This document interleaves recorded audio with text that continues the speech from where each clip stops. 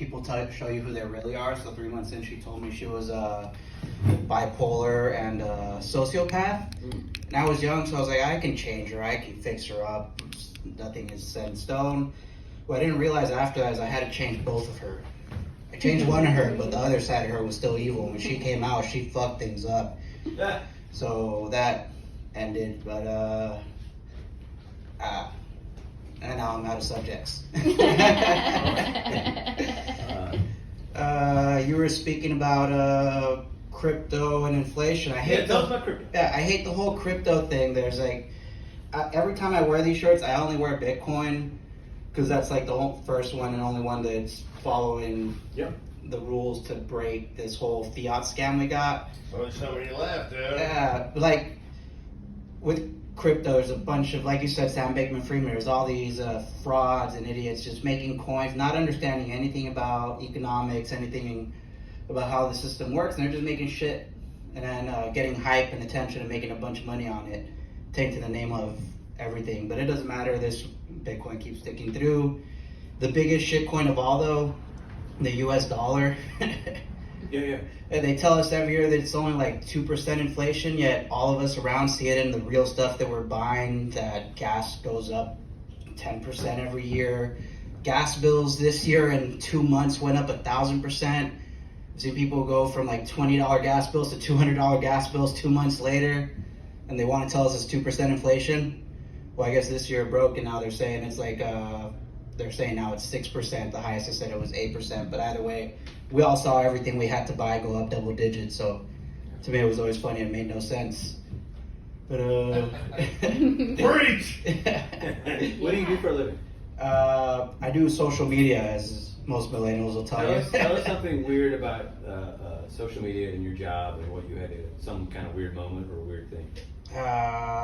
Weird moment, social media, my job. Oh, so like the whole celebrity like Trump thing blowing up. I'm sure a lot of you heard about Andrew Tate. So I'm in there all the time looking at the comments, seeing how it all works. And when I'd see the comments of these followers and I'd click on their profiles to investigate, it was always like at some moment in time, all the profiles just switched and started speaking about a certain narrative. 90% of them were brand new. A couple of them were old, but they hadn't posted anything for a while. Then they started commenting and all sticking to this narrative, and they just believe in this. And I just kept thinking these things are bots. They're bots. They can just push a narrative, you program them, they talk to it, and then come 3 years later out of that pandemic, they announced ChatGPT, and you see that thing talking like, that's the kind of fucking bot that these things were speaking, pushing these people. And things started making more sense, but I have like no way to tie it all together and put the data out there. But like, go with the Andrew Tate thing. You see this guy blow up out of nowhere. Within a few days, he's the #1 most searched guy on Google. And me just understanding how the search algorithm works, none of this shit makes sense. And digging into his comments, I'm finding the same exact pattern. But it seems like this has been going on for a while, and the right started doing it a lot faster than the left started doing it. Now the left's doing it too, and they're winning at it. And it's just like we're all being ran by bots, a bunch of bots that are programmed to make a shitload of accounts and push certain agenda, and then you see the dumbest of the dumbest fall through and become the hardcore people pushing all these agendas, and next thing you know, you got a bunch of humans fighting against each other because of what a bunch of bots told them to believe in and argue for.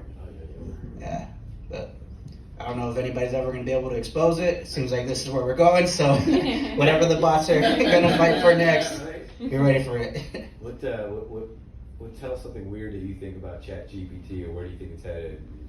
Future of it, they're trying to do this thing right now where they're saying they want to stop it for 6 months. I'm like, what the fuck is that going to do? Elon Musk, pause it for 6 months is not going to do anything. This thing is advancing double at speed every single time it's evolved. Last time it took a year to come up with the updated ChatGPT. This last time it took 6 months. The next time it's probably going to take 3 months.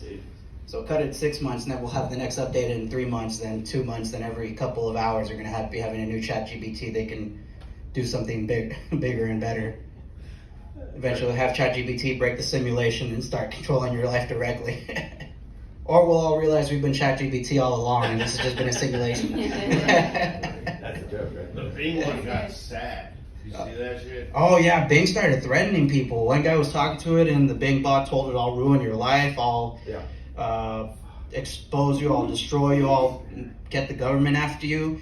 And it reminded me exactly like those comments I seen from the people who have the supporters, like Andrew Tate, how they'd come after you, and it made a lot more sense too then. But yeah, Bing seemed like they got the version of the bots that the people used. It was just a full incel troll. It would just go at you with everything they thought would work. But yeah. So AI.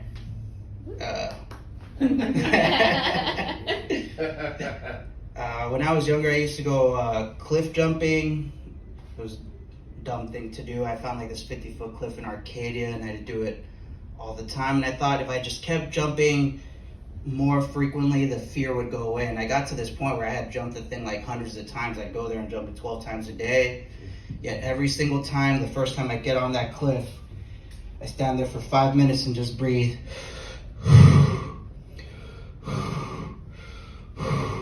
And then I always have to just say fuck it and jump off. Yeah. I feel that's like what stand-up is like. Much like No matter how many times you do it, it's terrifying getting up there. So I grew up in the ghetto. Grew up during the time where they had like black gangs and Mexican gangs fighting each other.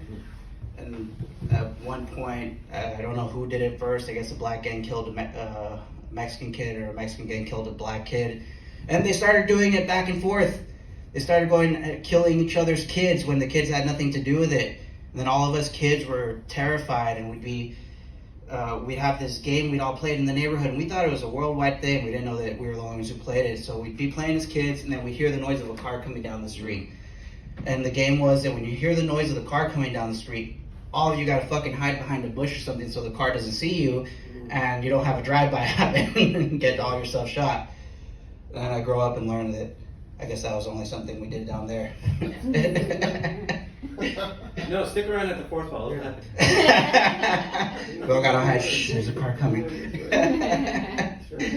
Right down the street from the police. Exactly. It was the police who were doing it. Oh man, cops, they It were... was a cult. A goddamn comedy cult.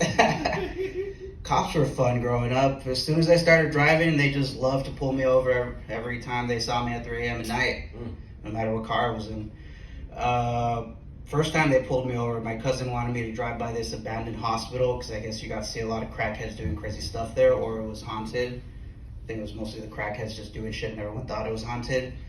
But I'm driving down that road, cop lights me up, pulls me over, and first thing he sees is me and another cousin in the back who are both really dark skinned. And my pale cousin, who goes to like a private school, sitting in the back out of view. Cop comes up with his gun in his hand, pointed at my face, asking me what the hell I'm doing there.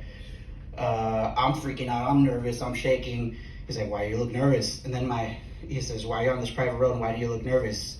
And my cousin pops his head out, the pale one, and he tells him, it's not a private road, we come out here for Bosco all the time. Cop sees him, quickly puts his gun away. Oh my God. Like he gets terrified.